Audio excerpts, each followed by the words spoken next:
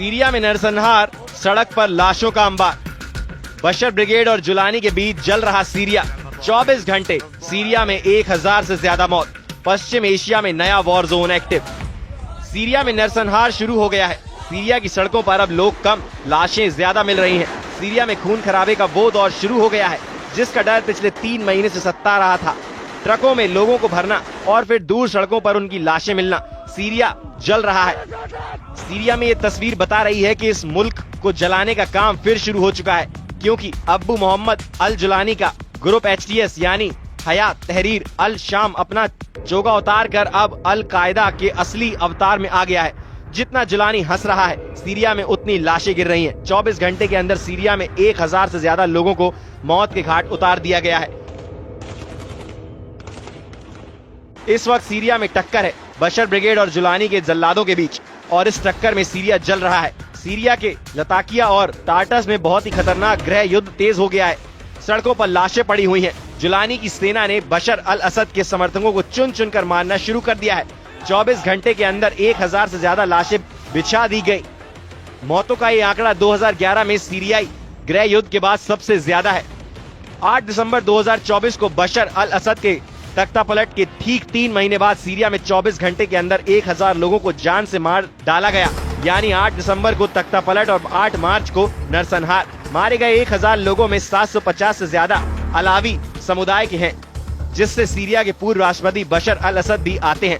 इसके अलावा ईसाई समुदाय के लोगों की हत्याएं हुई हैं और बाकी मिलिशिया से भी बदला लिया गया है। सबसे ज्यादा खून खराबा सीरिया के लताकिया और हाफी शहरों में हुआ है। वीडियो ऐसे हैं जो विचलित कर सकते हैं। जुलानी की सेना का भी दबाव है कि बशर अल असद के समर्थकों ने उसके 200 लड़ाकों को मार गिराया है, और उसी के बाद ये खून खराबा शुरू हुआ। अब जुलानी का ऑर्डर है कि वो बशर अल असद के हर उस समर्थक को खत्म करेगा जो उससे टक्कर लेना चाहता है। जुलानी ने सड़कों पर टैंक भी उतार दिए हैं। ये लताकिया सामरिक रूप से काफी अहम है। भूमध्य सागर के किनारे ये शहर में बशर अल असद का सबसे मजबूत गढ़ माना गया है, लेकिन अब यहाँ जुलानी की हुकूमत है और उसे ही टक्कर देने की कोशिश की गई है। सीरिया में पिछले 24 घंटे में क्या हुआ और अगले 24 घंटे में क्या होने जा रहा है, डर और आशंका के बीच पूरा अरब वर्ल्ड दहला हुआ है। जो बगावत जुलानी ने की, अब वैसी ही बगावत के खतरे को देखकर जुलानी का खौफ बुलंदी पर पहुंच गया है।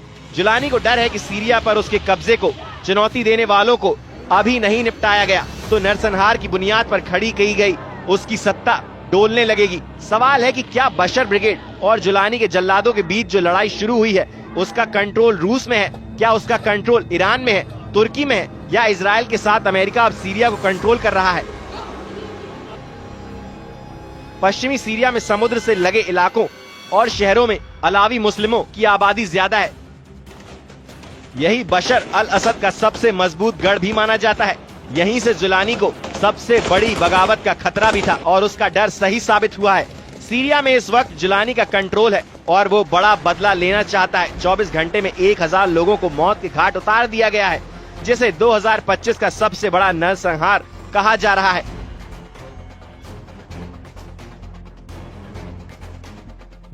उधर लताकिया शहर में खौफ देखिए। यहाँ लोग लताकिया इंटरनेशनल एयरपोर्ट के बाहर हजारों लोग इकट्ठा हो गए हैं। यहीं पर रूस का मिलिट्री बेस भी है और ये लोग अब रूस से पनाह मांग रहे हैं ताकि किसी तरह जुलानी के गुस्से से बच सके, क्योंकि जुलानी के ऑर्डर पर उसके लड़ाके बशर अल असद के समर्थकों को चुन चुन कर मार रहे हैं। ऐसा इसलिए क्योंकि बशर समर्थकों को जुलानी की सत्ता किसी कीमत पर कबूल नहीं। यही वजह है कि अब बशर ब्रिगेड और जुलानी के जल्लादों के बीच युद्ध शुरू हो गया है, या कहें कि सीरिया एक बार फिर गृह युद्ध में फंस गया है। सीरिया में सिविल वॉर की आग तेजी से फैल रही है। जब से पश्चिमी सीरिया में ये लड़ाई शुरू हुई है, जब से बशर अल असद के समर्थक और जुलानी के ग्रुप हयाया तहरीर अल सामने हैं, अब और ज्यादा हत्याएं और ज्यादा लाशें गिरने का डर सताने लगा है। जुलानी ने उत्तरी सीरिया से लड़ाकों को दक्षिण की तरफ कूच करने का ऑर्डर दिया है। जिस देश पर जुलानी ने इस लड़ाका ब्रिगेड की मदद से कब्जा किया, अब वो इन्हीं के जरिए अपना कब्जा बनाए रखने की लड़ाई तेज कर रहा है। जुलानी के एक इशारे पर जान देने और जान लेने वाले ये लड़ाके HTS ग्रुप यानी हयाया तहरीर अल शाम ग्रुप के हैं, जो सीरिया में पहले अल कायदा के नाम से जाना जाता था। जुलानी ने अब सीरिया पर कब्जा किया। उसके बाद HTS को पश्चिमी और अरब देशों ने एक तरह से मान्यता भी दे दी है क्योंकि वो जुलानी के साथ रिश्ते मजबूत कर रहे हैं। जुलानी इन्हीं लड़ाकों या कहें कि पूर्व अल कायदा के आतंकियों की मदद से फिर से पूरे सीरिया पर अपने कंट्रोल को मजबूत करना चाहता है। इनके पास हथियारों के नाम पर ये छोटा ट्रक और एसयूवी कार है और इनमें ऐसी गाड़ियां भी हैं जिन पर एंटी एयरक्राफ्ट गन भी लगी है। ये इदलिब है और यहाँ के रहने वाले कई HTS लड़ाके बशर अल असद के समर्थकों के हाथ मारे गए हैं। ये जुलानी का इलाका है और यहाँ बशर ब्रिगेड के खिलाफ गुस्सा बहुत ज्यादा है। यानी जिस गृह युद्ध से सीरिया पिछले 3 महीनों से बचा हुआ था वो अब सामने नजर आ रहा है। एक तरह से पश्चिम एरिया में नया वॉर जोन एक्टिवेट हो गया है। बशर अल असद और जुलानी के लड़ाके एक दूसरे के खिलाफ युद्ध शुरू कर चुके हैं। सीरिया इस वक्त वो वॉर जोन बना हुआ है जहां कई देशों की इंटेलिजेंस एजेंसियां और खुफिया लड़ाके एक्टिव हैं। ईरान से लेकर इजराइल और तुर्की से लेकर सऊदी अरब तक अब सब सीरिया को कंट्रोल करना चाहते हैं। जनवरी में ही सीरिया के अंदर इजराइल के खिलाफ गुस्सा देखा गया जब यहाँ की सड़कों पर इजराइल के खिलाफ नारेबाजी हुई। नेतन्याहू को धमकी दी गई कि वो दक्षिण सीरिया की जमीन से हट जाएं, नहीं तो इजराइल को सबक सिखाया जाएगा। देखा जाए तो हालत बहुत ज्यादा खराब हो चुके हैं। इस वक्त सीरिया में 3 जंगों की बुनियाद रखी जा रही है। पहला है ग्रेटर इजराइल जो नेतन्याहू बनाना चाहते हैं। दूसरा है ऑटोमन साम्राज्य जो एर्दोगान का ख्वाब है। तीसरा है ग्रेटर अरब जो जुलानी का जुनून माना जा रहा है। सीरिया ऐसा वॉर जोन बन चुका है जिसमें कई देश लड़ने के लिए तैयार बैठे हैं। इस वक्त नेतन्याहू के ऑर्डर पर इजराइल की सेना ने दक्षिण सीरिया को अपने कंट्रोल में ले लिया है।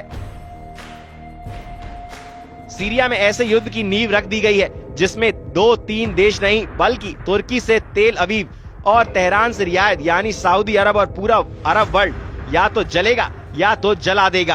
तुर्की के विदेश मंत्री हकान फिदान ने कहा है कि नेतन्याहू सरकार को ये आत्मघाती नीतियां छोड़ देनी चाहिए। अंतर्राष्ट्रीय समुदाय को फौरन दबाव डालना चाहिए।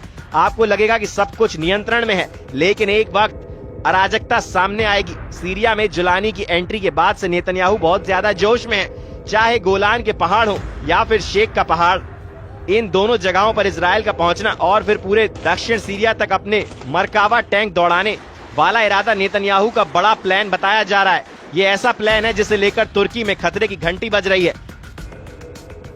ऐसे में सवाल उठता है कि क्या ये ग्रेटर इजराइल बनाम ऑटोमन साम्राज्य की टक्कर है? क्या इजराइल और तुर्की अब एक दूसरे से सीरिया को लेकर बहुत बड़ा युद्ध करने की तैयारी करने लगे हैं, जिसमें एक तरफ ग्रेटर इजराइल और दूसरी तरफ ऑटोमन वाला सपना है? सीरिया कैसे ग्रेटर इजराइल वाले प्लान का हिस्सा बन सकता है? इसका खतरा तब जताया गया जब दिसंबर के महीने में नेतन्याहू का एक वीडियो आया।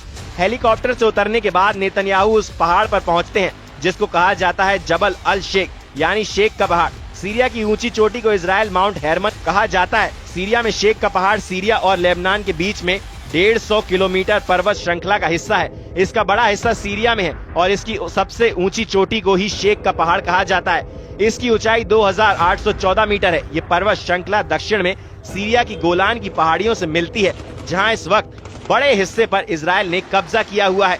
नेतन्याहू की इन तस्वीरों को देखकर सबसे पहले ईरान का गुस्सा भड़का था और अब तुर्की के साथ साथ जुलानी का सिस्टम भी बेचैन हो गया है। वहीं एर्दोगान की बड़ी ख्वाहिश है कि अखंड तुर्की बनाया जाए, सीरिया के उन इलाकों पर कब्जा किया जाए जो ऑटोमन साम्राज्य के दौरान उसकी जद में रहे हैं। इसमें सीरिया के इदलिब, अलेप्पो, दमिश्क और रक्का जैसे शहर हैं जिन पर एर्दोगान की नजरें गड़ी हुई हैं। ये चारों शहर इस वक्त एर्दोगान के एजेंडे में हैं और लगता है कि सीरिया के इन शहरों के लिए तुर्की अब इजराइल के खिलाफ फिलिस्तीन वाला मोर्चा भी बंद करने के लिए तैयार है। हालांकि सबकी नजर सीरिया में बशर अल असद की सरकार को रौंदने वाले अब्बू जुलानी पर है। जुलानी पूरे अरब वर्ल्ड का दौरा कर रहा है। वो तुर्की जाकर एर्दोगान से भी मिल चुका है। उधर सीरिया अंतरिम राष्ट्रीय अल जुलानी ने कहा है कि वो क्षेत्रीय सुरक्षा के लिए तुर्की के साथ मिलकर काम कर रहे हैं। उन्होंने पूर्वोत्तर सीरिया में खतरे पर बात की है। वो चाहते हैं कि दक्षिण सीरिया से इजराइल हटे, इसके लिए अंतर्राष्ट्रीय दबाव हो और 1974 का समझौता लागू हो। बता दें कि 15 साल पहले 2011 में सीरिया में गृह युद्ध शुरू हुआ था। तभी बगदादी का आतंक संगठन ISIS ने भी सीरिया पर कब्जा करना शुरू किया। बगदादी के साथ जुलानी भी उसका कमांडर बना और फिर वो अल कायदा में शामिल हो गया। 2016 में जब सीरिया का गृह युद्ध थमा तब से जुलानी अपने संगठन HTS को मजबूत करने में लग गया। उसने अपने संगठन में अरब देशों से ही नहीं बल्कि तुर्की, चीन और मध्य एशिया से भी आतंकियों को शामिल किया। 2024 के अंत में उसके तुर्की, इजराइल और अमेरिका से मदद मिलने लगी और फिर उसने 8 दिसंबर को बशर अल असद का तख्ता पलट कर दिया। नेतन्याहू भी कह चुके हैं कि सीरिया में असद सरकार को हटाना इजराइल का मास्टर स्ट्रोक है।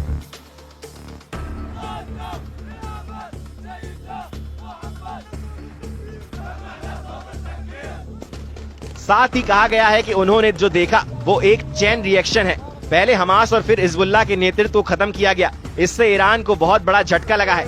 यहीं ट्रंप ने भी कहा कि जो कुछ हुआ है उसके पीछे इजराइल की कामयाबी है। सवाल उठ रहे हैं कि क्या जुलानी का विद्रोह नेतन्याहू के इशारे पर किया गया है, क्योंकि हिजबुल्लाह और इजराइल के बीच सीज फायर के बाद जुलानी का एक्टिव होना इशारा करता है कि सीरिया में सब कुछ बहुत प्लानिंग से किया गया है।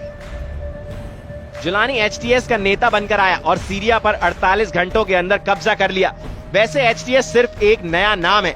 इससे पहले इस आतंकी गुट को नुसरा फ्रंट और जबहात अल नुसरा के नाम से जाना जाता रहा है। आतंकवादी संगठन एचटीएस का मौजूद प्रमुख अब्बू मोहम्मद अल जुलानी आईएस और अल कायदा का कुख्यात आतंकी रहा है, लेकिन बाद में उसने एचटीएस में शामिल होकर असद सरकार के खिलाफ लड़ाई शुरू कर दी। अगले 24 घंटे सीरिया के लिए बहुत अहम है। जुलानी जो फैसला लेगा उसका असर सीरिया पर ही नहीं, तुर्की और इजराइल के साथ ईरान के बड़े फैसलों पर भी पड़ेगा। सीरिया के अंदर बड़ी तबाही का खतरा है। सड़कों पर लाशें और लोगों को मौत के घाट उतारने वाले वीडियो से दहशत बहुत ज्यादा फैलती जा रही है।